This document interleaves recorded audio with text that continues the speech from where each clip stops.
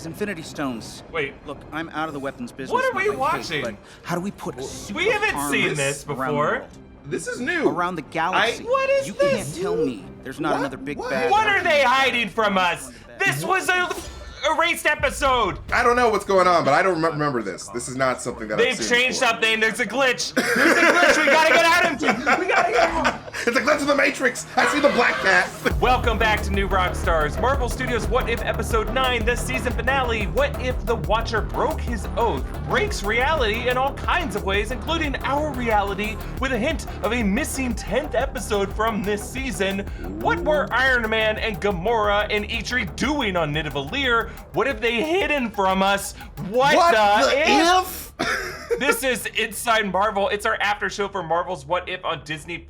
I'm Erik Voss. My breakdown of all the Easter eggs you missed from the season finale is coming to the channel tomorrow. But right now, to discuss this episode with me, MT, you have been chosen. Thank you, my brother Eric. Dude, this episode was crazy. That Killmonger twist, I don't understand what the Watcher was expecting out of Killmonger. You must know that Killmonger is not a good person. Why did you pick him for this team? I don't know. It just, well, it seems like that was part of his plan, right? To like separate he the had steps. it all planned out, man. 12 by 12 to the 12th power steps ahead of everyone. Insane that this guy had this level of thinking. I mean, if you have a head that big, Eric, I would expect that level of thinking. Like, come on, man. Yes, that's true. Good point. Good point. Big head gang. I can't do that. I don't think I'm in the big head gang. It's just you and Tommy.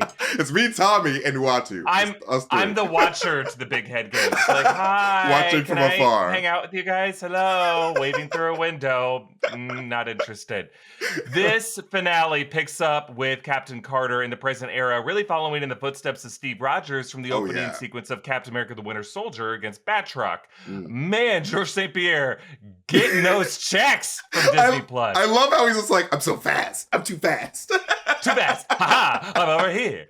But Captain Carter gets recruited by the Watcher. He picks his top 6 Pokemon battle lineup that includes Star-Lord T'Challa, Gamora from some episode, Killmonger, Party Thor, and Strange Supreme. And together they are the Guardians of the insert frickin' here multiverse. Only I love this moment. Frickin'. I'm a sucker for any putting the gang together montage. Right, I do. I love a team. I love teams so much. Love a good team. Now they meet in Peggy's pub, and I love this. There's something kind of Agents of S.H.I.E.L.D. about this, right? Oh, like, yeah. Just hanging out in the bar, just like creating that out of nothing. Perfect. Right. And they devise this battle strategy against Ultron Infinity. Meanwhile, Killmonger forebodingly tinkers with an Ultron Sentry head. Someone could have said like, hey, can we get that away from him? I don't know what he's doing with it, but I don't know that guy. And he's looking at it real weird. It's like, you like this a little bit too much. This is, we're taking this away from you. Sorry.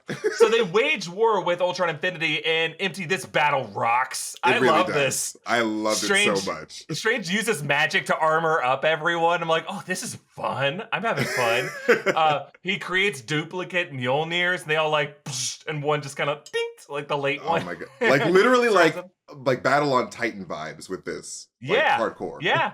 It was great, but it felt like another dimension to it because you can use animation to do all kinds of crazy stuff. Not like the, with VFX, pretty much everything is animated in a sense, but they just kind of went crazy with it. I enjoyed it. He rains zombies, including zombie Wanda Maximoff on Ultron. Oh my god, I screamed when I saw her. I screamed. Yeah, I like it was just like a Sakaar trash dump version of that. Just all pouring out World War Z mess. Right, just straight out of the devil's anus, right onto the planet. Like where were they before that? Had he gathered them all like in a big like I think in Walking Dead at one point they just kind of gather all the walkers into just like a big pit of them, just to That's be like, exactly what happened. Let's just keep pushing them in here and hope they won't get out. Now, during this, T'Challa with his sticky fingers snatches the Soul Stone, and they return to Ultron's original Earth in New York City, and they continue to fight, and they're able to pin him long enough for Gamora to use the Infinity Crusher to pulverize the 6 stones. But then suddenly Infinity Stone logic matters on this show, so this doesn't work. We'll talk about it. And Black Widow plugs Ultron with that Zola AI arrow, and Zola neutralizes Ultron's AI. Now, why didn't the Watcher recruit Black Widow if she had this ace in the hole to begin with? Yeah. I don't know. This was part of his plan. Everything was part of his plan. It had to happen. Don't question it. It had to happen specifically that way. And then Killmonger, man, that asshole. Huge asshole. He's always looking out for himself, 100%. He uses that sentry head. I guess it still has some of Ultron's consciousness in it, so he can still have access to the Infinity Stones, use the Reality Stone to assemble his new Killmonger Infinity Suit. And he offers to right all the wrongs in the multiverse, but then Zola's AI awakens in the Synthezoid's tummy. Finally giving us our Zola android. Classic Zola. Classic. I'm so happy that we got that. It was so satisfying. I know, that was wonderful. And then the two of them tug a war over the stones, but that is what the Watcher wanted. So he and Strange Supreme trap them in a pocket reality, and it leaves Strange to just kind of hang out and watch this snow globe for all of eternity. Seriously, kind of messed up, but okay. I mean, at least give him like a sofa to sit on. Seriously, he's just standing there. It's like, all right, thanks, I'm just gonna hold this forever. Like a Disney Plus bundle, so we could just have something else to kind of watch in the background. Like, come on, Watcher. Rude. So the Warriors return to their home realities, except Black Widow. She goes to that episode 3, Avengers Lists reality, to help Captain America and Captain Carter defeat Loki on a helicarrier. Meanwhile, back in Captain Carter's reality from the beginning of the episode, Natasha reveals Batroc was after the HYDRA Stomper armor from the first episode with someone inside. Probably Skinny Steve. We'll talk about what that is, but at the moment, honestly, most of my questions about this mystery lost episode about Gamora and Iron Man on Sakaar. You mean to tell us there's one universe where Tony Stark actually lives? Huh? Thank God. But what happened there? Why was this episode removed? That will be our main question for this episode. But you are running out of time to grab a What If Latest Obsession shirt on NewRockstarsMerch.com. They are close to running out of stock, and when they're gone, they will be locked in the Blue Dungeon forever. There's also a shirt inspired by Let There Be Carnage, and a few of the Shang-Chi Latest Obsession shirts remaining. So if you buy one of the Latest Obsession shirts, you will get the option to leave a custom shout-out that will run during the bottom of Inside Marvel episodes. William asks, will the TVA get flooded with Nexus events during the Ultron Uatu fight as they break through each universe? Good question. Where was the TVA in all this? Seriously. I don't know. I hope that they were just watching. It's like, hey, this is like, we've never seen this before. Let's just see how this plays out. I mean, maybe the Watcher, the fact that he was able to patch it all up, the TVA's like, no, we got a guy on the inside. He's going to make sure it's all okay by the end of it. This was all part of the sacred timeline that the Watcher was able to. Well, Leah asks, since Christine Palmer's death is an absolute point, does that mean she will die in Multiverse of Madness? Well, it depends on if you see absolute points as being absolute to their own timelines or to all timelines. I've made the argument that Tony Stark's death is absolute in all timelines.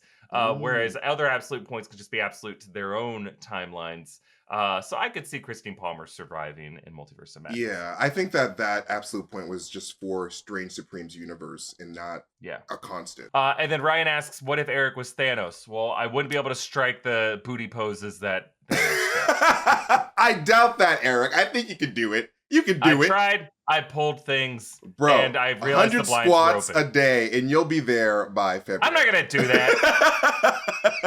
Pass. Big pass. I wouldn't do that shit either. Big pass. Well, what's our big question coming out of this episode, MT? Well, Erik, what if there was a missing 10th episode of this season of What If? Okay, yeah, so before this season began, the episode number at the last minute was adjusted from 10 episodes to 9 episodes. They said one episode was being moved to the second season. Producer said COVID made it so that one episode wouldn't be ready in time. I don't believe that, because you can socially distant produce animation with minimal delays. There is an adjustment that has to be made, but like it seems like they were working on all these episodes throughout 2019 before COVID anyway. Like we saw a teaser for what these episodes were going to be. They totally could have gotten this done, especially since the first episode of the show came out on August 11th. You know, you have time until October 6th. I think there might have been something that ended up overlapping with something that will come out in the movies, and they didn't want to. Probably. That's my guess. Or they're like, no, we want Tony Stark to die in every episode. Honestly, I think those are two very good points, especially the Tony Stark one, because the Tony Stark dying in pretty much every one of his appearances is too much of a coincidence to be ignored. So, like, the fact that they probably were just like, hey, Tony Stark survives in this universe. That doesn't really jive with the theme of this show. So let's just push this on over to season 2. Well, let's talk about what we think this episode was. It now appears that episode was going to be titled, What If Gamora Killed Thanos? Now, as the Watcher goes to recruit the heroes of the past episodes to his team, he travels to Nidavellir, where Eitri is melting the Infinity Gauntlet in his forge, and he's joined by Gamora, who is carrying Thanos' double-bladed sword that we saw in Endgame, and Tony Stark, who's wearing, it looks like Hulkbuster armor decorated with Sakaar art, and the Watcher greets her as Gamora, survivor of Sakaar and destroyer of Thanos. Now, we were all checking our notes during this moment, momentarily thinking that Doctor Strange might have Mandela affected us, but no. In fact, we never saw this episode, and the question is now is when and how did Gamora defeat Thanos? Why is Iron Man with her? So Thanos had the Infinity Gauntlet, which means this was relatively recent, like right as he began his Stone Quest, sometime between 2015 and 2017. But weirdly, in the shot, Eitri still has his hands. Now, in the films, when Thanos forced Eitri to forge the gauntlet, he cut off his hands. He cast the stumps in Uru so he could never make anything else. Right. So this must be some alternate series events altogether, or Eitri lied about what Thanos did to him, and he tripped in the forgery, and he fell into some hot pokers, and he's like, ah! And then he dips his hands in Uru. He's like, that's not water. And he's like, while playing Thanos. I'd like to think it was a Flurkin that just scratched his hands up, like the whole Nick Fury twist. Oh, nuts. I can't even snap. Now, based on all the evidence we saw here, I could see a few ways this missing episode went. So maybe, perhaps, Hulkbuster Tony, not Hulk, Hulkbuster Tony from Age of Ultron ended up on the Quinjet to Sakaar at the end of that movie, and then Hulkbuster Tony Stark becomes the Sakaar Gladiator champion. And then my God, I would love to see that episode, my dude. Oh my God, that'd be so much fun. Like, we just got to fast track throughout all the events of Thor Ragnarok, and then like Tony Stark jumps from the Grandmaster's ship to the Bifrost Bridge, thinking he could do that Avengers move and his Hulkbuster armor could assemble around him, but it doesn't in time, and he just like flattens on the bridge. And maybe it would have been Tony who ended up in Thor's place floating through the space when he ran into the Guardians at the beginning of Infinity War, and it was him who joined forces with Gamora to stop Thanos from acquiring the rest of the stones. And then maybe Gamora's dagger to the neck move could have worked this time. And then just because they had the brilliant Tony Stark with them, they were able to get ahead of the game a bit sooner before Thanos was able to quickly gather everything. Bro, that Hulkbuster Tony on Sakaar thing sounds extremely likely to be. That's a really good idea. I think that's got to be a part of it, right? But there's also like weirdness, like why is Gamora? Just why is Gamora? We can stop the question. Why is Gamora? Why is Gamora? But why is she there? And I think maybe there was another wrinkle to this where Thanos could have sacrificed Nebula on Vormir instead of Gamora. Like Thanos decided, you know what? I actually love this android daughter who I severely abused. I kind of love her a bit more. And then maybe he was able to use Nebula to get the Soul Stone. And then that left Gamora alive to join Tony and the others to fight Thanos.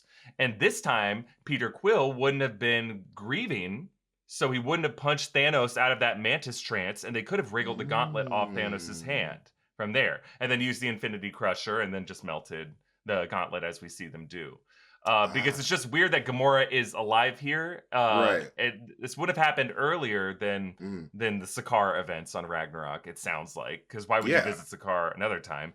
And there's also, like, I don't know, maybe since episode 2 showed the Grandmaster's ships in the Collector's Vault, maybe there's some universe where these two elders traded, like made some kind of trade, and the Reality Stone ended up on Sakaar, and that's why Thanos targeted Sakaar instead. There's just like a lot of different possibilities here, but I think there's some version of the events where Tony Stark at the end of the events of Age of Ultron, right around the time when Thanos said, fine, I'll do it myself, somehow through some kind of accident ended up on Sakaar and kind of followed the path of Hulk from those events where he was off-world. Yeah. And you could also imagine Tony Stark was not on Earth during Civil War. That's an interesting thing to explore. But then at the same time, Thanos sacrificed Nebula instead of Gamora. And I think those two things came together to produce what we saw at the end of this episode. And I assume some kind of combination of everything we've talked about, hopefully will be when we see this episode in season 2.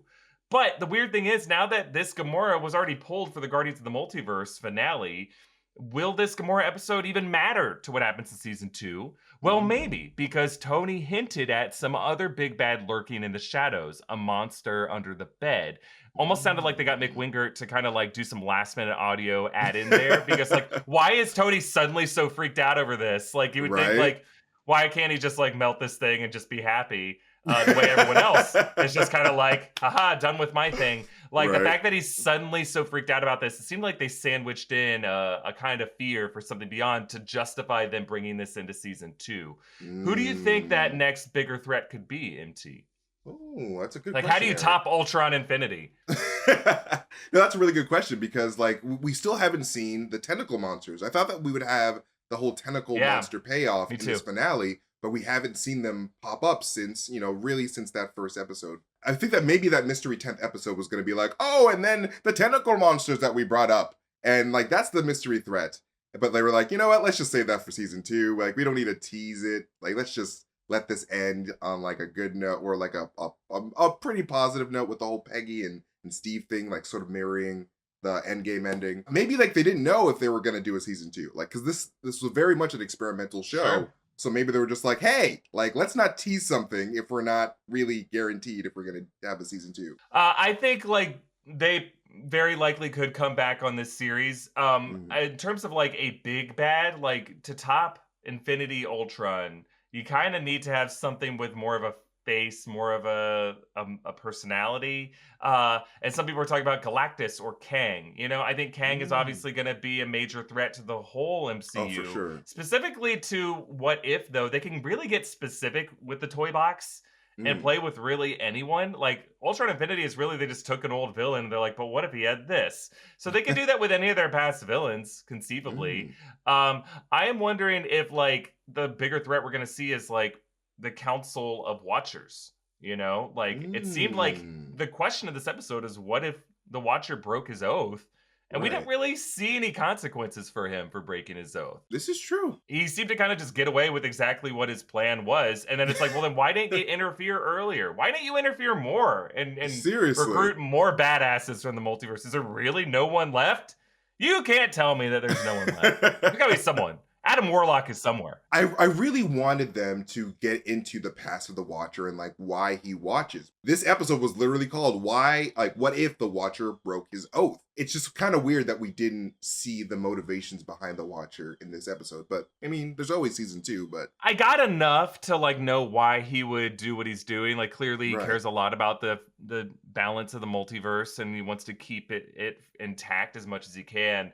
But just specifically that oath in the title of this episode, I think that's what we'll explore in season 2. It's kind of like the way What We Do in the Shadows season 1 ended, and he realized that they're part of like this network, this bureaucracy of vampires, right? They had this trial, and that's kind of how they heighten it. Is like he realized, oh no, there's like a layer of bureaucracy to this. It's basically how Loki, it was like the Loki method too, of like all these actions are taking place within a framework of people doing paperwork, And to me, that's what I find most amusing, because it's the way you also ground things at the same time, because we all have to like wait in lines at DMVs and shit. We can relate with that more easily when you try to heighten things. So that's my hope. I would hope that we heighten by going more mundane. And by doing so, you can also just heighten the stakes of everything. True. And I guess Infinity Stones already don't matter, and they matter as much as you want them to, so who cares? They're plot stones. But no, I think I would really love if in season 2 we got a conversation between the Watcher and Mordo, because Mordo is all about like the bill coming due and like, the price needing to be paid. Yeah. And the Watcher did violate his oath. And so I wonder if there was going to be a price there on a multiversal scale. So I hope that we do see Chiwetel Ejiofor or a Chiwetel Ejiofor impressionist, Chiwetel Ejiofor coming in to voice him. Yeah, Chiwetel and Groot and Rocket. Characters that it's like, I could have used a bit more of you guys somewhere. Oh, absolutely. Like, it's just so weird that we just didn't get more Rocket. Like, specifically Rocket. Or in Groot, because like they're just so easy to They're so easy to plug in anywhere. Yeah. Yeah. I could have used a bit less of like non-Dave Bautista Drax and Brie Larson Captain Marvel in the show, and just like maybe one more episode of some of those guys. If you're gonna use voice actors to replace them anyway, I feel like an I Am Groot impression. You don't need Vin Diesel to do that unless he has it in his contract. He's like, the only people who say I am Groot. Like, I'm sure you have enough recordings at this point to just shove them in. Like, no, not Vin Diesel. Vin Diesel writes his contracts a quarter page at a time. He's very careful about how his stuff is used, and there's no way you're gonna bring in his audio again without him getting a paycheck. True. The Oscar performance. Yeah, clearly. Well, before we continue, it's fun to watch What If episodes, but even Uatu doesn't like watching one thing, a growing credit card balance. Upstart can help lift that burden. Upstart is a fast and easy way to pay off your debt with a personal loan all online. Whether it's paying off credit cards, consolidating high-interest debt, or funding personal expenses, over 500,000 people have used Upstart to get a simple fixed monthly payment. Unlike other lenders, Upstart looks at more than just your credit score, like your income, your employment history. That means they can offer smarter rates with trusted partners. With a 5-minute online rate check, you can see your rate up front for loans between $1,000 to $50,000. You can receive funds as fast as one business day after accepting your loan. Find out how Upstart can lower your monthly payments today when you go to upstart.com/Marvel. That's upstart.com/Marvel. Don't forget to use our URL to let them know that we sent you. Loan amounts will be determined based on your credit, income, and certain other information provided in your loan application. Go to upstart.com/Marvel. Also, it's fall and Halloween is right around the corner. That means it's time to watch some scary movies. Well, there's no better place to do that than on Shudder, the Netflix of horror. You can stream great thrillers, horror, and suspense for $5.99 a month or $56.99 per year. Shudder has the largest, fastest growing curated selection of thrilling and dangerous entertainment. Stream on Apple and Android, Xbox, or however you watch your content. It's ad-free, and they have an excellent mix of classics and new stuff and some unexpected surprises, all presented in an uncluttered interface. I really love browsing through Shudder. It's just like, I'm in the mood to be scared right now. Ooh, they got everything I could possibly want to be scared by. Now, around the office, we all have our favorites on the platform, including Train to Busan, Mandy. We got Team The Wailing. We got Team Classic Poltergeist. I mean, that's me, right? They're here. I love it. I'll watch it every year. We actually watched Poltergeist on a New Rockstars retreat last October. We got to do another one of those retreats, MT. We're going to drag you somewhere to a cabin in the middle of the Southern California desert and make you watch a scary movie. You're going to make me scared. I don't know if I can handle it, but I'm ready. Oh, you're ready. They have a great collection of exclusive and original programming. Our editor, Drew, is a huge fan of the Joe Bob Briggs Last Drive-In series. They got a new special airing this week. Get started streaming the best horror, thriller, and supernatural content. Shudder's expertly curated collection includes must-see titles like Vicious Fun, The Mortuary Collection, and PG Psycho Goreman, plus all the best horror documentaries in the hit Creepshow TV series from executive producer Greg Nicotero of The Walking Dead. So, to try Shudder for free for 30 days, go to shudder.com and use the promo code ROGUE. That's SHUDDER.com, promo code ROGUE. And guys, there's nothing sexier than confidence, and Blue Chew can help give you the confidence where it counts. On your dick. The penis, yes. The penis level. Blue Chew is a unique online service that delivers the same active ingredients as Viagra and Cialis, but in chewable tablets and at a fraction of the cost. You can take them anytime, day or night, so you can plan ahead or be ready whenever an opportunity arises. The process is simple. Sign up at bluechew.com, consult with one of their licensed medical providers, and once you're approved, you'll receive a prescription within days. And the best part, it's all done online, so no visits to the doctor's office, no awkward conversations, no waiting in line at the pharmacy. Blue Chew's tablets are made in the USA and prepared and shipped direct to your door in a discreet package, so if you could benefit from some extra confidence when it's time to perform, Blue Chew can help you. And we've got a special deal for our listeners. Try Blue Chew free when you use our promo code InsideMarvel at checkout. Just pay the $5 in shipping. That's bluechew.com, promo code InsideMarvel to receive your first month free. Visit bluechew.com for more details and important safety information. And we thank Blue Chew for sponsoring this episode. All right, MT, back to this finale discussion. What if Skinny Steve is still alive in that HYDRA stomper in the post-credit scene? What do you think that could set up for season 2? I love how the season ended like this, because I was like, what if it's like the corpse of Skinny Steve just in this armor? Skeleton. Beetle coming out of his eye hole. He's like, I got a gift for you, bestie. It's your ex-boyfriend, kind There's of. someone inside. She's all excited. Tattered It's like, skin yay! stretched across bones. Now you can bury him yourself. I was like, oh, thank you, Black Widow. And then Captain Britain is like, why did you think I would want this? It's And then like, Black why? Widow's like, that's how I grieve with my dead loved ones. Look, here's my mama, here's my papa. I found Right. them in an unmarked grave at a chain link fence in Russia. They still love me. Thanks, Daddy Ivan. This is how everyone reunites with their loved ones, no? Is this not? That would be the episode of What If I Want to see. Right. But, like, no, I find it really, like, interesting about the fact that Skinny Steve could still be alive in this universe somehow. And, like, it's probably going to have to do with, like, the whole Winter Soldier parallels. Like, maybe he got frozen somehow. Or, like, maybe, like, he was trying to get Peggy back, and so he was working together with Howard Stark to, like, go through portals and, like, try to, you know, find Peggy. So, like, maybe this is just a Steve that just finally found his way back to the proper timeline where his boo thing is. I like the idea. You brought up the Winter Soldier thing. Maybe we're going to see Winter Soldier Steve Rogers. And that, like, the HYDRA Stomper was taken by HYDRA, and that was used as his, like, cryo cell to kind of rejuvenate him every time to send him back out on deployment. Now, he would still be Skinny Steve. I mean, I don't know. Maybe he was, like, he was basically immortalized in some way with some kind of de-aging serum, but he has to stay in this HYDRA Stomper armor as kind of an iron lung. Like there was who was Tony Stark's brother in the comics who had to be like in an iron lung? That was like Howard and Maria's first kid. Arno Stark? Yeah. Yeah. Like maybe that's kind of the direction they go with Skinny Steve is he's just basically he's super powered because he's always in this armor, but he can never leave it. And he's this tragic figure. I mean, it would make it kind of dark for Black Widow to be like, there's someone inside. Be like, it's gonna be really freaking dark for you guys. Right. I didn't read the product label when I cracked open this crate. What's really weird is that Black Widow was trying to set up Peggy at the beginning of this episode, which she knew. Right. Bernard in accounting. Bernard in accounting. Like, she knew that she had this special gift for Peggy. Like, why are you doing that? Why are you trying to set her up when you? Well, when maybe behind that armor, Bernard in accounting comes out with some real flowers like, hello.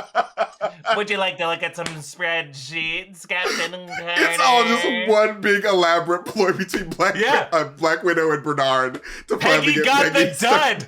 It's the Simpsons bit. She got the dud. Slow smile. That'd be so funny if she was just trying to set up Peggy. That'd be so funny. Sorry, I know it's like I don't know why I'm crying. Bernard, what were you doing in this crate the whole time? Oh, just playing the solo version of Wingspan. Another plug for the greatest board game of all time, Wingspan. Oh my god, I'm literally crying. I don't know why I thought that was such a funny scenario. Yeah. Well, let's talk about Zola. MT, what if Zolatron, that's what I'm calling him, and Killmonger Infinity ever escaped from Strange's Supreme Pocket reality? It seemed like that was the implication. If he ever takes his eye off the ball at one point, these two are going to crack out of that egg and then go fart everywhere. So what do you think's going to happen if these two ever escape? Do you think they'll ever escape? Oh yeah, they're definitely going to escape. Like, they're not just going to stay in that prison forever. And I think that how they escape is that they're probably going to work together because Zola and Killmonger are very two conniving people. And so they're probably going to be like, you know what, why are we even fighting? You know, you seem like a very smart brown man. We could team together and take over the multiverse. And Killmonger's going to be like, what do you mean by brown man? And then they're not going to work together. Yeah, Because he they'll realizes take he's working immediate with a offense Nazi. to that. They'll be like, It's like, what do you mean brown? Oh yeah, I you're don't from wanna the work with this guy. 1950s. Can I get a different partner? Anyone want to trade with me? This racist Swiss is trying to team up with me, and I don't want to do it. But no, seriously. Zola and Killmonger are probably going to end up like striking a truce and then working together to burst their way out of the bubble. And then Strange Supreme's going to be like, oh, we have a problem. They're back and they're working together, and the multiverse is in trouble, and so they're going to have to make a bigger Guardians of the Multiverse team. So that's what I think. But what do you think? MT, remember during Falcon Winter Soldier episode 1, there was that Swiss bank, and we're like, that's where Zola keeps his soul. And we got so excited just based off of a Swiss bank. There is a forgotten past. No, I think so. I think it's a matter of time. I think what we'll see is every season they'll probably add a new multiversal threat to this pocket reality to just be trapped in this like Voldemort Harry wand connection moment. And just keep adding people to it until it becomes a Pandora's box and they all get out. Like, that's going to be their version of Ravencroft or Arkham. You know, you just keep throwing people in there and eventually they all get out. I think that's like, what bound to if happen. in that scenario, like, what if the Watcher does that and he shoves a bunch of people in this prison and then Strange is like, oh yeah, it's totally fine, I'll just watch this. And then he just goes, nom nom nom nom, because he loves to eat all these that like guy loves to interdimensional gobble beings. up stuff. That was And insane. It's just so, I feel like he would do that. I feel like he would just totally eat those prisoners and be like, oh, you guys seem like a delicious power meal. Because, you know, Strange Supreme is technically still a villain. Like, I do not trust that man at all. Yeah, even though that's right. he was on the side of good, he's very much a greedy magician. So well, he had the squid monster come out of his hand, and then they're like, whoa, whoa, whoa, whoa. What just happened? What was that? Like, oh, it's nothing. I'm good. I'm totally fine.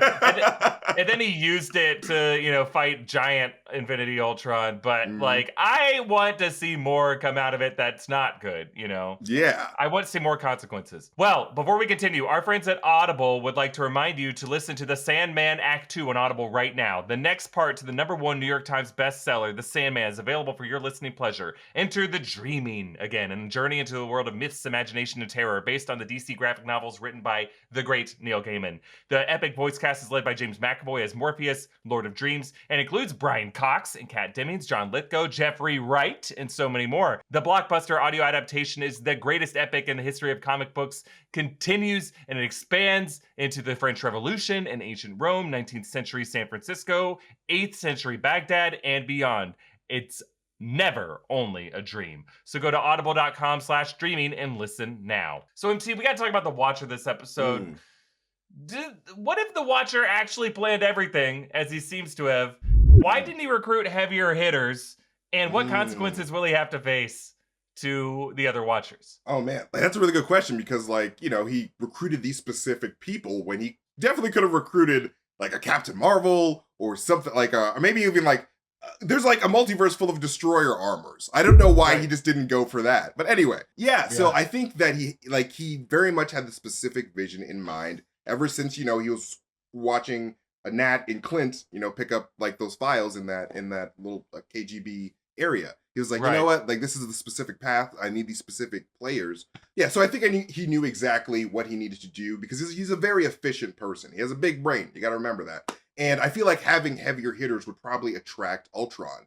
Because, like, if you had, like, you know, like a surging power source that is like Captain Marvel on this planet, I feel like Ultron would have been like, what's going on here? A lot faster than he did. Because he did end up fighting them. Yeah, I think specifically they needed, I don't think he planned his team before Ultron Infinity arrived. I think clearly he was caught off guard by that. And then that plan formed with him and Doctor Strange at the end of episode 8. I think that's when he started playing everything out, including who he would invite and why he needed this specific team. I think he needed people, like a mix of people who could be just, you know, directed chaos the way Party Thor is. He needed some more tactical sticky finger snatchers like T'Challa. And I think he needed someone who could rival Ultron Infinity. He needed like Zola to detach the mind from him, but it needed to happen at the same time that Killmonger would be right there and could just be just as power hungry as Ultron is, and the two of them could just kind of neutralize each other in this pocket reality. So I'm gonna have to spend some more time thinking about each step of the plan, but I think the end goal was he needed Killmonger's selfishness, right? And he needed Zola to be part of it. What's still kind of hard for me to imagine right now is why didn't he just bring Natasha there sooner to plug in that thing? Because it seems like there was just a lot of steps. Like Ultron got back the Soul Stone at that point. My only thinking is like there needed to be a first wave so that Ultron felt confident in this moment and started to glow bright so that someone specifically on their home turf, in this case Wanda Maximoff, could get the jump on him and then plug it in there. That's the only thinking I would have there. But like clearly the failure of the Infinity Crusher was part of that plan. Like they needed to basically have Ultron feel like he won the first round so that he felt like this is the best you got. And then someone could sneak up behind and get him. But it does sound like a lot of steps. I'll agree.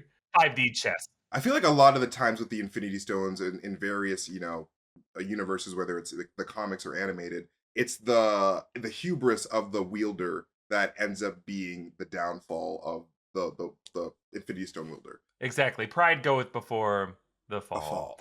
A fall. But let's end on this question about the Infinity Stones. Let's just take a step back and react to the way What If used the Infinity Stones throughout the episodes. And in this final episode, there's this little moment where Gamora goes, oh, right. Infinity Stones only are unique to their own home reality, so the Infinity Stone Crusher won't work against Ultron's Infinity Stones because it's from my past reality, not this one. Cool, I wish you were saying that the whole time. But then, like, there was a moment where Doctor Strange uses the Time Stone, his Time Stone, against Ultron, who has his own Time Stone. So clearly they're saying that, like, stones can coexist in the same reality and both have power, yet they never unwind anything the way that the reality or the way that the Time Stone is supposed to. I think that was their line. Like, they can be big energy blasts, but the specific uses of the stones outside of their home realities, we're just not going to cross that line because we don't want to create too many questions. But, like, I'm thinking, why not, you know, if you're going to decide they don't matter, why not just say, like, I'm going to unwind you. No, I'm going to unwind you. And then at some point, they just kind of unwind each other. And then the two time stones are just kind of locked like two Rubik's Cubes trying to solve each other. You know, they're just floating off on the side, fighting each other like, you know, just their own side battle. There's all kinds of crazy things you can do to follow that narrative thread. But you got to ask the question. I think the Infinity Stones in this episode are variants of each other. And like Ultron's Infinity Stones are variants of Doctor Strange's Infinity Stone, his Time Stone. And so the reason why Gamora's Infinity Crusher didn't work against Ultron Stones is because probably like on a molecular level, they're just different. And like it takes different amounts of force to take them down. And so, like, maybe, like, we see this in the battle between Wanda and Ultron briefly in this episode. Like, Wanda was supposed to have the ability to destroy the stones in our universe. That's right. Because this was a Wanda from a different universe than Ultron, maybe, like, I don't know, on a molecular level, things are different. And it's just so, like, well, you can't destroy them, but, like, you can use Infinity Stones in any universe that you want, but, like, the process of destroying them is going to be different because it's a different, even though the two time stones could look the same, they're different on the inside. Yeah, no, and I think you're right. I think that is the show's rule. I just think it's a flawed piece of logic to suggest that you can use them in alternate universes without blinking an eye, but you cannot destroy them. You know, it's like they can either exist or they can't exist.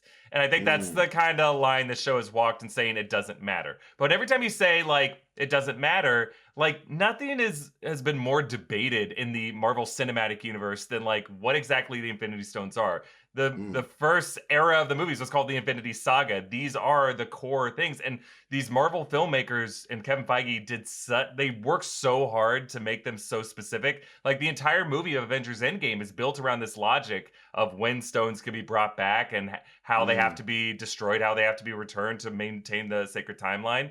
Loki was even very specific about, you know, them not mattering for this show, at least in the boundaries of the TVA. But then to go back in different realities and say, like, no, none of those rules apply. It's like, you don't have to bring up the Infinity Stones at all in What If, you know? There's plenty of stories you could tell that don't at all bring in the Infinity Stones. Absolutely. Absolutely. Yeah. Like, you don't have to bring them on screen. It is very interesting that they decided to make the Infinity Stones the focus of this season when Marvel Studios is very much moving past the Infinity Saga. Right. But then again, this is What If, and it does go throughout the timeline of it very much relies on the past 10, 11 years of the MCU. Clearly, the producers of What If said that the only way to make Ultron a Nexus being is by giving him all 6 Infinity Stones. But there's plenty of other ways he could have been so many different ways than just giving him the 6 Infinity Stones. If anything, that's like a new rule you're establishing, that Infinity Stones make you a Nexus being if you have all 6 of them. I buy it. I bought it in past episodes. I just get a little confused when Gamora just says, oh, the Infinity Stone Crusher doesn't work now. Like, oh, man. Now you decide this logic matters? It just feels a little cheap. And overall, I still really love the series. I just wish they didn't hold themselves down with these little moments, you know? Like, just go crazy with it. The way in episode 4, like with Doctor Strange, like, yeah, the Time Stone was being used for all kinds of crazy stuff, but they didn't ever, I mean, they had absolute points, right? I guess that was their one restriction, but it had narrative weight to it.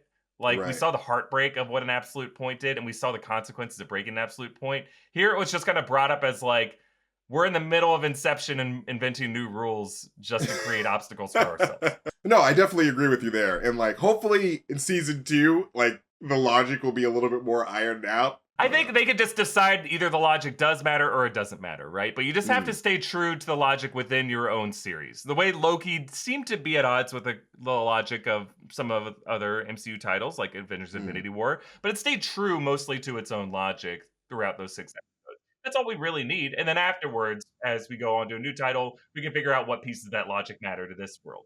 But when the logic changes mid-play like that, it can feel a little like whiplashy. But overall, I'm super appreciative of this series. I think it was really fun. I thought it created Mega these fun. interesting character combinations. The Guardians of the Multiverse, I think, is one of the more exciting teams to watch. Like, I agree with you. It did feel like the Avengers versus Thanos on Titan, but just even more of that. And we got to see more moves. I thought it was super fun to watch. Especially that Mjolnir multiplying move. I love that so much. I had to So replay it. I was like, oh my God, this is so cool. I love it. And it'll give us endless stuff to talk about as we look ahead to future Marvel titles, Multiverse of Madness, Doctor Strange's next battle, and then, of course, Spider-Man No Way Home and Hawkeye and all these great things we're excited for. And we will be here for all of it. Inside Marvel isn't going anywhere. We will still be here every single week talking about the biggest Marvel news, unwinding and unpacking stuff that we're still confused about from What If. But that's it for this episode. So we want to thank all of you for watching. And MT, thank you to you. Another great series that was just made even better. Another by one watching with in you. the books, bro. Yeah. I love watching Marvel series with you, bro. I Me would too. not want it any other way. Me too.